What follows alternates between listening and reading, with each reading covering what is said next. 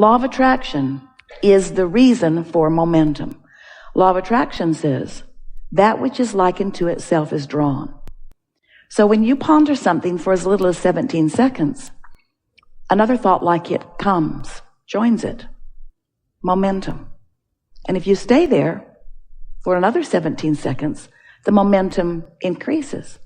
And once you cross the 68-second mark, usually the momentum is significant enough that things in your experience, things in your past, things in your memory, things all around you, things, people, experiences, memories, all kinds of things then begin joining that momentum. And once that momentum gets going, then it's going.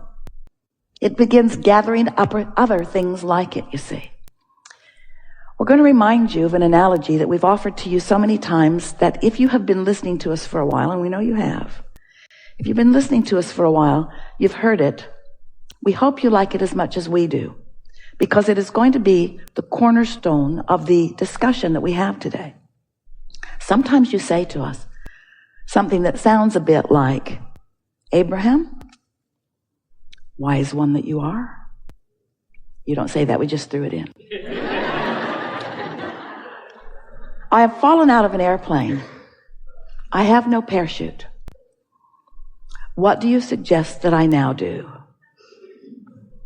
And we say, with all the loving understanding that we can muster in this brief moment, hang on, it'll be over in a little bit. Because there is a certain momentum that it is not likely you are going to overcome with any kind of action. Well, that's what we want you to realize about the thoughts that you think. The thoughts that you think establish momentum, and law of attraction keeps that momentum going. So sometimes you'll be in the middle of a conversation or in the middle of an experience, and you would like to do something different. You would like to change courses. In fact, often you know so clearly what you don't want that you know very clearly what you do want, but you can't change the momentum in the same way that when you're falling out of an airplane, you can't do much about that either. It's sort of like the action is now not going to be enough to make any difference. Fortunately, the majority of the things that you are experiencing don't fall into that category of falling out of an airplane and bringing you to such an abrupt, momentarily ending. Most of the things that you are experiencing, you can wake up tomorrow and take another run at it. And we really want you to understand that when there is some negative momentum going, that we're going to reach for the perfect word. Everything you try is futile. Because when there is momentum, negative momentum going, the energies are stronger than any action that you might offer. So we are wanting to introduce to you another possibility. And that is, just let that momentum do whatever it will do with as little of your attention given to it as you can. Which means don't try to fix it, because the more you try to fix it, the more you add momentum to the thing that you do not want. Have you noticed that? You say, well, I just want closure. And we say, there isn't any of that. There's just more opener. Well, I just want to get to the bottom of it, you say. Well, there is no bottom. It's a bottomless pit. It's bottomless.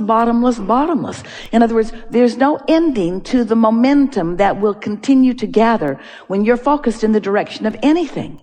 So when you are wise enough to know by the way you feel that you're focused upon something that is in the opposite direction of what you want, do anything and everything that you can to just stop right there and now. Now that is not even a fair thing that we just said to you.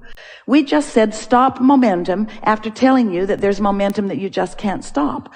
Well, we mean that there's momentum that you can't stop abruptly. There's momentum you can't stop immediately. In fact, there's momentum that will just peter out as far as you're concerned by your lack of attention to it. Now consider this. Every thought that has ever been thought still exists. And every thought that has ever been thought is at some level still gathering momentum.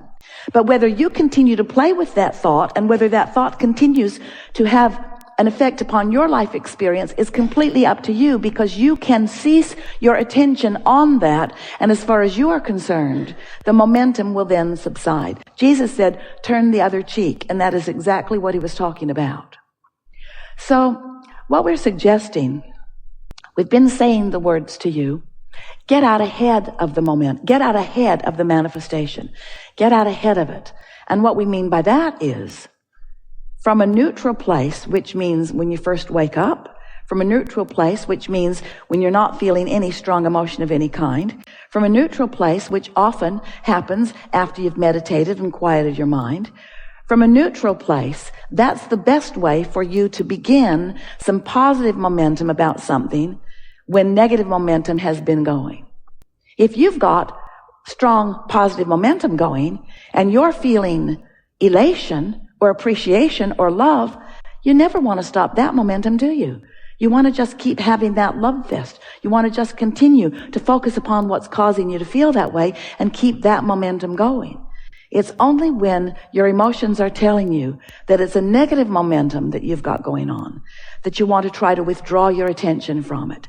We just want to help you let yourselves off the hook a little bit by saying, don't expect to withdraw your attention from it all at once. Don't expect every belief that you hold that isn't serving you, like I'm not worthy, or I'm not smart, or I'm not good enough, or I'm not good at this, or I don't understand this, or I can't do this, or someone else is better at than I am. When you find yourself having some of those negative momentum thoughts, don't expect to change those beliefs all at once. But most of all, don't expect to change any of them by addressing the negative belief. Every subject is two subjects, what is wanted and the absence of what is wanted. So if you've got some patterns of thought going, such as, I don't have enough money, and I've never had enough money, and I hardly know anybody that's got enough money, except that guy, and I hate him, he's got plenty of money. He's probably doing something illegal. No, he probably inherited it, which is worse. When you have these thoughts about something, and they've been going on for a while, you just want to let them lay as dormant as you can for a little while. And we want to say, they're not going to be that dormant, but at least now you'll know that you're not wanting to continue to add fuel to the fire by giving more and more attention to it. So what are we really saying to you with all of this rambling? We'll just put it to you very quickly. Stop focusing upon the things that you call issues or problems, because you're just making them worse. When you have an issue or a problem, when there's someone who's giving you grief, when there's something that's got your attention, and when you think about it, you don't like it, and then you want to talk about it, do your best not to talk about it. Do your best not to think about it. So, that's all we've got for you. Have a nice day. Goodbye. So then you say, okay, I hear you, Abraham, and I'm going to think about that. I'm not going to think about that. I'm not going to think about that thing. I'm not going to think about that thing I'm thinking about. I'm not going to think about it. I'm not going to think about it. I'm not going to think about that. I'm not going to think about that thing I'm not going to think about it. I'm not going to think about it. I'm not going to think about it. I'm not going to think about it. I'm not going to think about it. I'm not going to think about it. I'm not going to think about it. I'm not going to think about it. I'm not going to think about it. I'm not going to think about it. I'm not going to think about it because I'm not going to think about it. I'm not going to think about it. I'm not going to think about it. I'm not going to think about it because it doesn't feel good when I think about it. I'm not going to think, I haven't felt good about this when I've thought about it for a really long time. I'm not going to think about it. There's a lot of us that think about this and none of us like it. I'm not going to think about this thing. I'm not going to think about it. What about you? Are you going to think about this thing? I think we should join a group. We'll call it Things We're Not Going to Think About. I'm not going to think about that, and I'm not going to think about that, and I'm not going to think about that, and I'm not going to think about that. Wait, let me make a list of these things I'm not going to think about. I'm not going to think about that, or that, or that, or that, or that. Let me prioritize this. This is the thing that I hate the most that I'm not going to think about. Yeah. Remember that time? Mm-hmm. Not going to think about that anymore. That was a bad time. That was the hardest time of my life. I'm not going to think about that anymore. I'm not going to think, oh, you too, huh? Yeah? Yeah? Susie too. Mm-hmm. Yeah. So what happens is you just begin to gather momentum. So now imagine you're in San Francisco. You been there? The hills are crazy. And your car is perched on what they believe is a reasonable road. It isn't. At the top of a hill, and the parking brake is not on, and your car is in neutral, and it's just perched right there on the crest of the hill. And so, just for kicks, you bump it from behind just a little bit, and it begins to roll ever so slowly. And then you realize that the potential of it getting away from you is great. So you just step out in front of it and just let it bump up against you. And you're able to stop that momentum because the momentum was so slight. But if you were at the bottom of that hill and your car is rolling down the hill toward you, we don't think this is a very good idea. And you understand that. You understand the momentum of that. So we want to help you to understand that there is a momentum in everything because law of attraction says that there is. Law of attraction is keeping the thought that you're focused upon going. First, there is a thought that you're focused upon. And if you focus upon it long enough, it becomes a really active thought. And if you focus upon it long enough, it becomes so active that it's dominant. And whatever the dominant thoughts are that you have going, that's what your belief system is. They equal your point of attraction. So then you've got this belief system, and much of it serves you. There are a lot of things that you believe that the momentum is really good for you.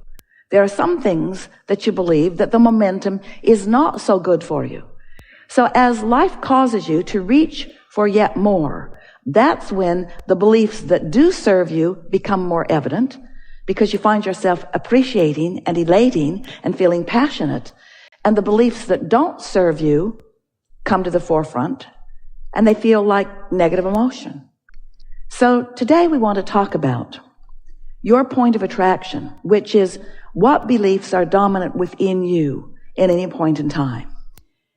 A few years ago, we introduced in one of the books the emotional guidance scale, and it listed rather scantily some words that depict the way you often feel. Sometimes you're depressed. Sometimes you feel rage. Sometimes you feel anger. We're moving up this emotional scale as we are offering these words. Sometimes you feel frustration or overwhelmment. Sometimes you feel hopeful. And sometimes you feel love. Sometimes you feel appreciation. Sometimes you feel love or appreciation or passion. Sometimes you feel depressed. Sometimes you feel love. Sometimes you feel depressed. And what we've noticed as we watch you is that the way you often feel is in response to what you are observing. And because you are so intertwined with so many people of your planet, more today than ever before, your social networks, your ability to interact, the low cost of phone calls. In other words, you're chatting it up. You're talking about things.